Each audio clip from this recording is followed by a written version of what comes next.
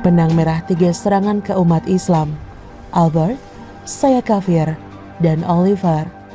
Ditulis oleh Nina Nur di seaworld.com. Halo, selamat datang di channel Focus Day bersama JJ. Bulan September kemarin kita siap menyambut narasi PKI yang lalu lalang. Memang biasanya begitu. Namun patut disyukuri, lebih banyak warga masyarakat yang tidak mempan dengan isu PKI ini ketimbang yang percaya. Yang percaya pun belum tentu karena tahu secara sejarah dan keilmuan. Saya yakin pasti ada unsur ketidaksukaan pada Jokowi dan PDIP di dalam diri mereka. Sehingga yang hoax pun mereka percayai kan? Namun ada yang berbeda di bulan September tahun ini, yakni ada lagi isu lain yang sedang dicoba dipertentangkan, menyangkut antar umat beragama. Berbagai percobaan adu domba yang tercium polanya karena strategi dan arahnya serupa. Ada 3 kasus. Kita lihat satu-satu ya. Albert, kasus penusukan Syekh Ali Jaber. Hari Minggu 13 September di Lampung, saat bertausiah, ada seseorang yang mencoba menusuk Syekh Ali Jaber. Karena Syekh Ali dapat mengelak pisau mengenai lengannya. Menurut Syekh Ali Jaber, pisau itu sepertinya diarahkan ke bagian lehernya yang sangat berisiko tinggi jika sampai kena. Jika kena, efeknya bisa mematikan. Sang pelaku pun bukan orang yang terganggu jiwanya. Itu sih kata keluarganya saja yang menyatakan dia ini gila. Satu hal yang harus dicermati dalam kasus penusukan ini, ketika sang pelaku ditangkap oleh massa.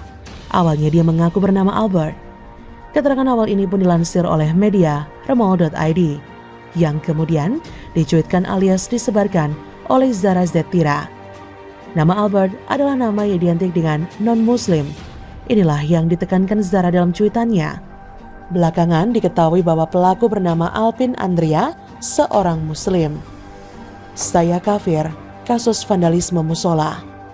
2 hari lalu, viral video dan berita aksi vandalisme di sebuah musola di Tangerang, Musola Darussalam. Bagian tembok dan lantai musola dicoret-coret menggunakan cat semprot. Tulisannya, Saya Kafir, tidak ridho, anti khilafah, anti Islam, dan ada lafaz Allah yang di lantai yang disilang. Kemudian terlihat ada Al-Quran yang terlihat sobek di lantai. Musola ini terletak di Perum Villa Tangerang Elok, Kabupaten Tangerang. Dilihat dari coretannya, dibuat seakan sang pelaku ini adalah seorang non-muslim. Padahal begitu ditangkap, ketahuan bahwa pelakunya yang bernama Satrio Kartonugroho adalah seorang muslim. Oliver, kasus kolase Ma'ruf Amin kakek Sugiono. Yang terakhir adalah beredarnya kolase foto Wakil Presiden RI Ma'ruf Amin yang disandingkan dengan foto bintang porno asal Jepang, Shigeo Tokuda alias kakek Sugiono di media sosial. Pengunggah foto tersebut juga menuliskan narasi sebagai caption foto itu. Jangan kau jadikan dirimu seperti ulama, tetapi kenyataannya kau penjahat agama. Di usia senja banyaklah berbenah untuk ketenangan di alam barzah. Selamat melaksanakan ibadah sholat Jumat. Atas beredarnya foto itu, GP Ansor Tanjung Balai Sumatera Utara melaporkannya ke pihak kepolisian. Belakangan terungkap bahwa pengunggah foto kolase itu adalah oknum ketua MUI tingkat kecamatan di kota Tanjung Balai. Dia mengunggah foto itu lewat akun Facebook yang diberi nama Oliver Liman S. Oliver, nama non-muslim lagi? Berikut foto yang diunggah dan permintaan maaf yang sempat diunggah yang bersangkutan, yang kemudian dihapus. Nah, apa kesamaan 3 kasus di atas? Pertama, serangan ditujukan kepada tokoh atau umat muslim. Kedua, serangan seakan-akan dibuat oleh orang non-muslim dengan menggunakan nama non-muslim, seperti Albert dan Oliver, juga tulisan Saya Kafir. Ketiga, sesudah diketahui dengan jelas siapa pelakunya, mereka ini adalah Muslim tulen. Apa tujuan serangan-serangan ini? Untuk mengarahkan terjadinya penyerangan umat muslim oleh orang non-muslim, mengupayakan adu domba antara umat beragama, dan apalagi tujuannya selain untuk memecah belah dan bikin rusuh dan kacau. Begitu ketiga kasus ini dijelaskan, dibandingkan, terlihat sekali pola yang jelas. Tidak perlu orang jeniuslah buat membaca dan mengendus bau amisnya. Namun kalau soal mengusutnya, tentu kita tidak punya fasilitas dan infrastruktur yang memadai, seperti yang dimiliki oleh Polri ataupun BIN. kita perlu waspada bahwa pola-pola serangan seperti itu bukannya semakin sedikit, malah dikhawatirkan akan semakin banyak. Apa pasal? Ada bisikan ke kami bahwa tensi politik seminggu ke depan akan makin panas. Menutup tulisan ini, hanya satu pertanyaan saya. Apakah otak adu domba ini sama orangnya dengan yang memainkan narasi PKI? Sekian dulu dari Kura-Kura. Bagaimana menurut Anda? Silakan tulis komen Anda di kolom komentar, like, subscribe, dan share di sosial media kalian. Artikel ini bisa dilihat secara lebih lengkap di laman siwar.com. Terima kasih sudah menyaksikan channel Focus Day hari ini. Oknum LSM ini ingin menghabisi Presiden Jokowi dan pendukung beliau. Ditulis oleh Nafi Siward di siwar.com. Halo, selamat datang di channel Focus Day bersama JJ. Halo pembaca setia di Siward, apa kabarnya? Semoga sehat selalu ya. Amin. Maaf jika penulis sempat vakum dalam menulis karena kesibukan dalam dunia nyata dan mengurusi anak orang. Haha. Sekarang, mari kita mulai membahasnya secara perlahan.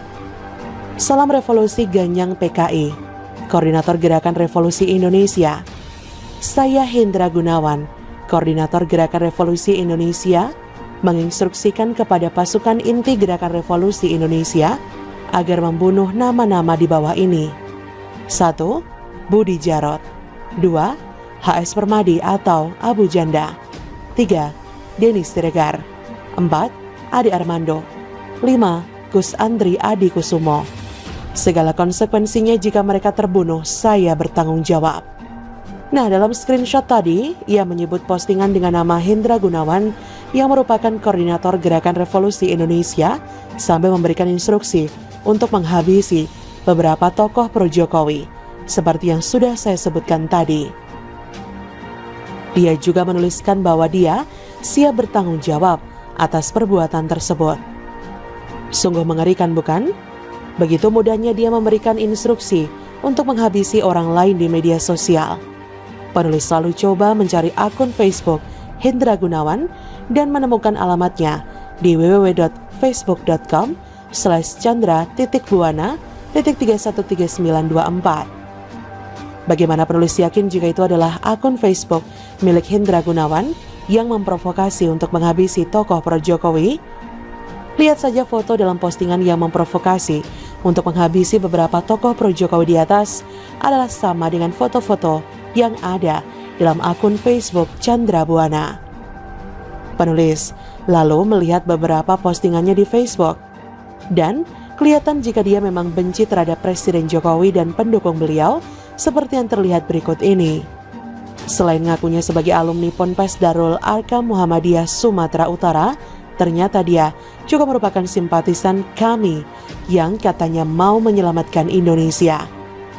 Lalu, bagaimana kita bisa melacak orang yang memfitnah Presiden Jokowi sebagai PKI dan ingin menghabisi beliau dan beberapa tokoh publik pendukung beliau?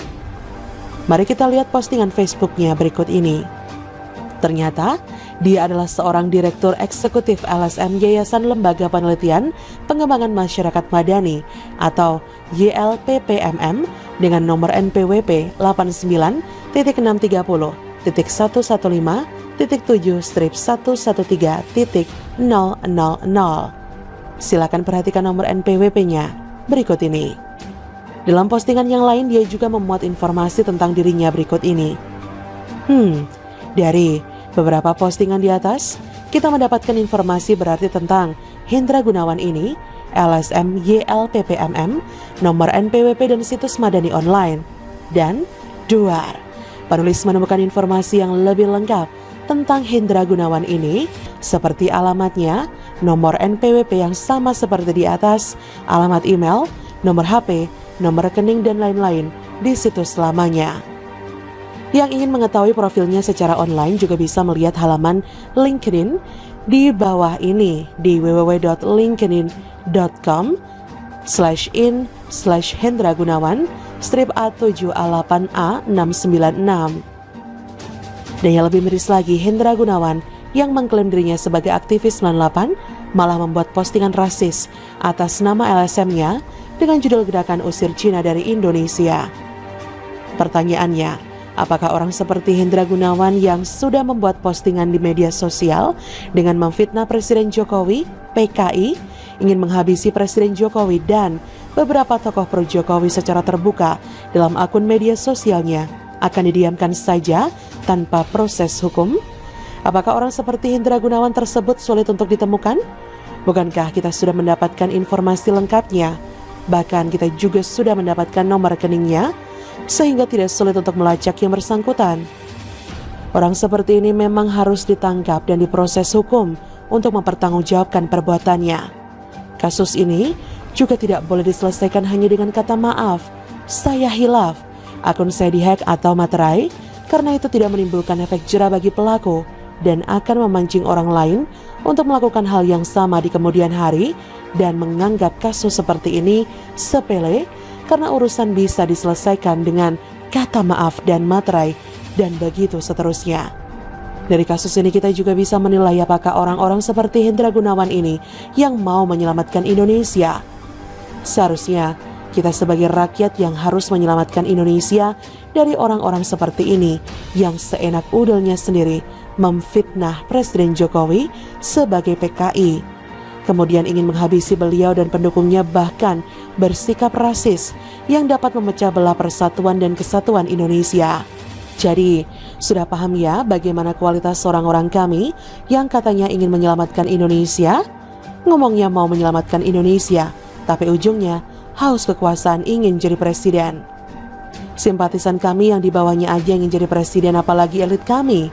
Jadi ingat ya, salah satu deklarator kami yaitu Dina Samsudin yang ingin jadi menteri, ingin jadi ketua umum PBNU, ingin jadi cawapres Jokowi tapi gak kesampaian dan akhirnya bentuk kami dengan dalih menyelamatkan Indonesia. Haha, masihkah percaya kumpulan orang-orang oposisi yang menamakan dirinya kami ingin menyelamatkan Indonesia?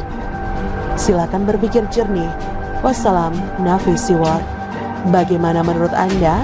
Silakan tulis komen Anda di kolom komentar, like, subscribe, dan share di sosial media kalian. Artikel ini bisa Anda lihat secara lebih lengkap di laman siward.com. Terima kasih sudah menyaksikan channel Focus Day hari ini.